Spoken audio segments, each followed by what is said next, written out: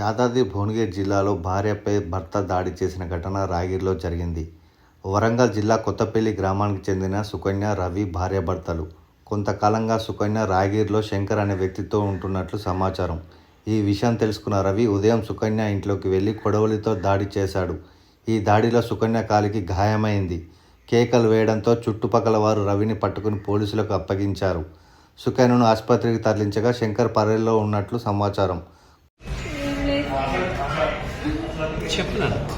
మా husband sir పెళ్ళైంది, 15 years, 4 పిల్లలు.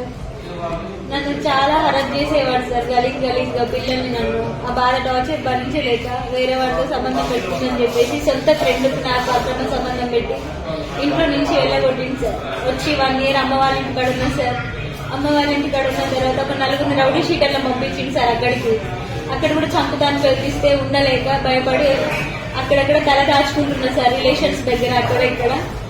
లాస్ట్ కు ఎవరైతే నన్ను ఉంచుకున్నాడో అది అని చెప్పేసి పేరు పెట్టి నింద పెట్టిండో సార్, ఆయననే నన్ను చూసుకుంటాడు సార్, పిల్లల్ని. నన్ను అతనితోనే ఉంటున్నా. వీడు వేరే పెళ్లి చేసుకుంది సార్. మా ఆయన పెళ్లి చేసుకుని 1 సంవత్సరం అవుతుంది పెళ్లి చేసుకొని. వాడు బతికేది వాడు బతుక ఇవాళ వచ్చేసి నా కాలు నరికేసింది. పాప ఇంటర్ చేసింది, చిన్న పాప నా పేరు సుకన్య సార్. మాధవ సుకన్య, భర్త పేరు రవి.